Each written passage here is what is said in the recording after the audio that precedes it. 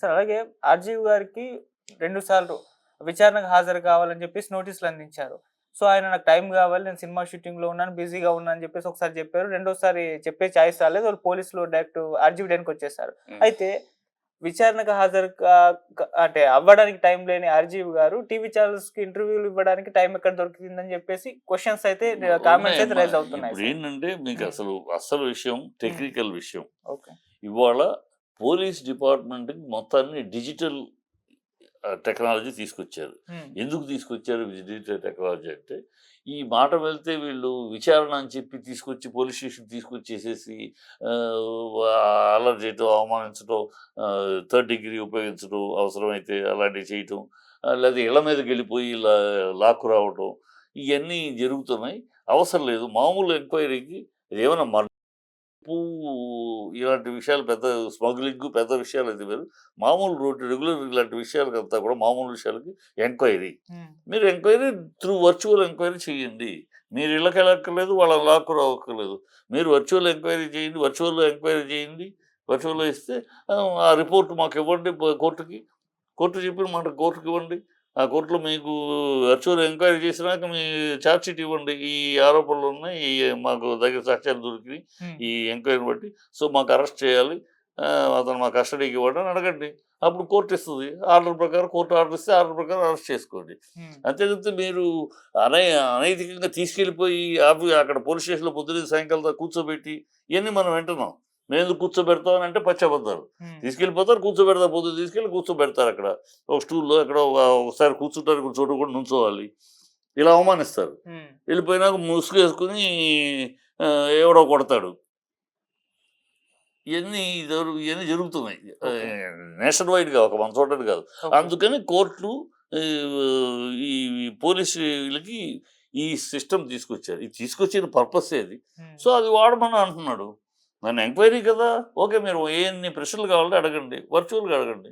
అది కోర్టుకు వెళ్ళాడు, కోర్టు ద్వారా తెచ్చుకుంటాడు, కోర్టు ద్వారా order. You can not call him to police station, or you need not, you should not enter into house. You can go అన్న virtual దీంట్లో వెళ్ళండి. ఇవాళ పెద్ద పెద్ద దొంగల్ని, పెద్ద పెద్ద ఖైదీలని వర్చువల్లో ఎంక్వైరీ చేస్తున్నారు కోర్టులో. సో టెక్నాలజీ వచ్చింది. టెక్నాలజీ వచ్చినాక టెక్నాలజీ వాడుకోవాలి. అందుకే వచ్చింది ఆ టెక్నాలజీ. అది అతను ఆ పాయింట్ మీద కోర్టుకు వెళ్తున్నాడు, కోర్టులో తెచ్చుకుంటాడు, వర్చువల్గా ఇవ్వాలి. సో ఇంకా వీళ్ళు అతనికి కుదరదు అని చెప్పడానికి ఒకసారి 2 సార్లు లిమిట్ లేదు. కేజ్రీవాల్ 9 సార్లు హాజరు కానన్నాడు, 9 సార్లు. అలాగే కవిత ఎన్నోసార్లు కాదు. కనుక నాకు కుదరదు అని చెప్పడానికి 2 సార్లు 3 సార్లు లిమిటే లేదు. ఎన్నిసార్లు అయినా చెప్పుకుని కోర్టు ద్వారా తెచ్చుకోవచ్చు. కనుక వాళ్ళు 2 సార్లు అవగానే మేము అరెస్ట్ చేస్తా అనడానికి లేదు అధికారం. సో ఇవన్నీ టెక్నికల్ పాయింట్స్ ఉన్నాయి. అతను విషయం ఉన్నవాడు, విషయం తెలిసినవాడు కనుక ఆ టెక్నికల్కి వెళ్తున్నాడు. అంతే తప్పితే అంటే అతను చేసిన తప్పు ఒప్పులు తర్వాత విషయం. 3 భాగాలు దాంట్లో. ఒకటి అతను చేసిన తప్ప ఒప్ప, రెండోది అరెస్ట్ పాయింట్, మూడోది వెండెట్టా పాయింట్. ఈ తప్పు ఒప్పులు అనేది కోర్టు తెలుస్తుంది. ఈ అరెస్ట్ పాయింట్ అనేది టెక్నికల్గా అతని హక్కు ఉంది. ఒక ప్రతి పౌరుడికి హక్కు ఉంది. చట్టం నాకు ఇచ్చిన రక్షణ, నాకు రక్షణ కవచం చట్టం నాకు ఇచ్చింది. చట్టం నీకే కదా, నాకు చట్టం ఉంది కదా. ఆ చట్టం నాకు ఇచ్చిన రక్షణ కవచం నేను వాడుకుంటున్నాను కదా, అది అతను చేసుకుంటున్నాడు. మూడోది వెండెట్టా. మీరు వెండెట్టా చేస్తున్నారు. ఎందుకంటే ఎప్పుడో జరిగింది దాన్ని సినిమాలో రాశాడంటే సినిమాలు చేసి సినిమాలో సర్టిఫికేట్ ఇచ్చారు సెన్సార్ని అడగండి. సెన్సార్ ఇచ్చిన ఆఫీసర్ని వాళ్ళని అడగండి. సెన్సార్ ఇచ్చినాకే రిలీజ్ చేసింది అంటే సెన్సార్ ఇచ్చిందంటే ఇవన్నీ వాస్తవాలే అని కదా, కల్పితాలు కాదు, వాస్తవాలే. అంటే వాస్తవాలు అంటే సెన్సార్కి వీళ్ళు ఆధారాలు చూపిస్తేనే సర్టిఫికేట్ ఇస్తారు. కాశ్మీర్ ఫైల్స్ 273 క్వశ్చన్స్ అబ్జెక్షన్స్ ఉంటే వాళ్ళు 273కి ఆధారాలు చూపించారు. ఆడియో రికార్డింగ్లు కానీ, పేపర్ ఫ్లెక్కింగ్ ఆనాటి జరిగినప్పుడు ఇవి కానీ అన్నీ చూపించే క్లియర్ అయింది. అందుకనే సినిమా రిలీజ్ అయింది. సో అట్లాగూ ఆధారాలు చూపించాడు. సెన్సార్ వచ్చింది. సెన్సార్ వచ్చినా మీరెవరు మాట్లాడటానికి? మీకు కాదంటే సెన్సార్ తోటి మాట్లాడి కోర్టులోకి వెళ్ళండి. అంతేగాని దాన్ని తప్పు పట్టడం కాదు కదా. సో ఇవన్నీ అంటే వెండెట్టా. వీళ్ళు కేవలం కక్ష సాధింపు కింద ఓర్వలేకపోతున్నారు. అంటే మిమ్మల్ని పొగిడితేనే మీకు ఆనందం. మిమ్మల్ని ఏమన్నా విమర్శించినా, తప్పు మాట్లాడినా మీరు మాట్లాడొచ్చు. మీరు ఎన్నైనా మాట్లాడొచ్చు. ఒక సీఎంను పట్టుకుని సైకో అనొచ్చు. ఒక సీఎంను పట్టుకుని జగన్ రెడ్డి నేను పాదాలు తొక్కుతా అనొచ్చు. మీరు మాట్లాడొచ్చు. మీరు అధిక ప్రసంగా మాట్లాడొచ్చు. కానీ మీరు మాట్లాడితేనేమో అది వాక్ స్వాతంత్రం, ఇంకోటి మాట్లాడితే బూతులా. ఇవన్నీ ప్రజలు చూస్తూ ఉంటారమ్మా. ఇవన్నీ ప్రజలు హర్షించేవి కాదు. మిమ్మల్ని పరిపాలన చేయండి. పరిపాలన చేయకుండా ఈ డ్రామాలు ఎందుకు? డైవర్షన్ పాలిటిక్స్ ఎందుకు? ఏమి ఒక్కటి చూడండి, మీరు ఒకటి మొదటి నుంచి వచ్చిన కాడి మొదట్లో విజయసాయి రెడ్డిది పట్టుకున్నారు. ఆ తీరా చూస్తే ఆ అమ్మాయి ఆ దంపతులు డబ్బుల కోసం బ్లాక్ మెయిలింగ్ అని తెలిపోయింది. నెక్స్ట్ మనాండి శ్రీనివాస్ పట్టుకున్నారు, దువ్వాడని.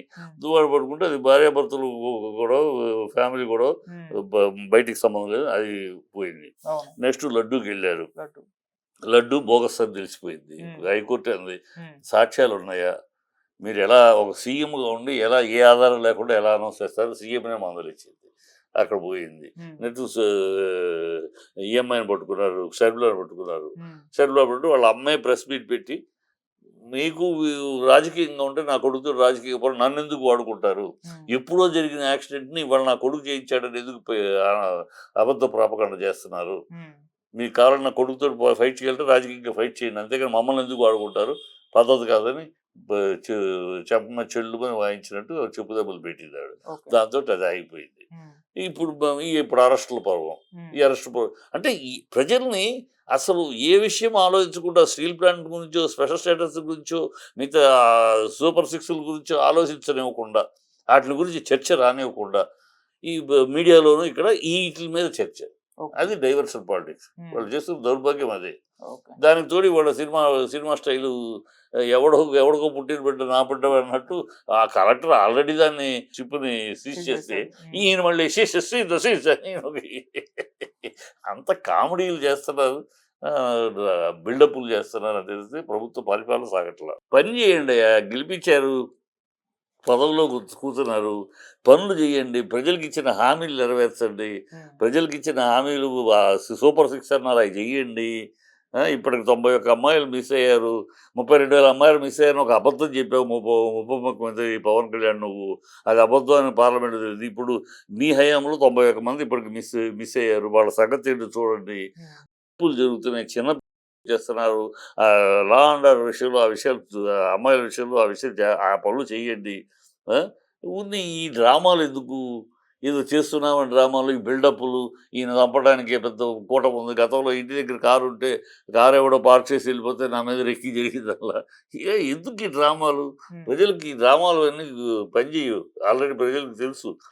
డ్రామాలు చంపడానికి వినటానికి కూడా హాస్యాస్పదంగా ఉంది. బిల్డప్లే, దానికి ఒక బిల్డప్ ఇచ్చుకుంటాం. ఈయనగాకి వెళ్ళాడు, గతంలో వెళ్ళలేదా? గతంలో ఎంతమంది మంత్రులు ఇన్స్పెక్షన్కి వెళ్ళా? ఈయన మొదటిసారి వెళ్ళాడు ఈ ప్రపంచంలో. ఎంతమంది చాలామంది ముఖ్యమంత్రులు వెళ్ళారు, మంత్రులు వెళ్ళారు, గత ప్రభుత్వంలో వెళ్ళారు, అంతకు ముందు వెళ్ళారు. ఆటోమేటిక్గా అది రెస్పాన్సిబిలిటీ ఆఫ్ ఏ మినిస్టర్.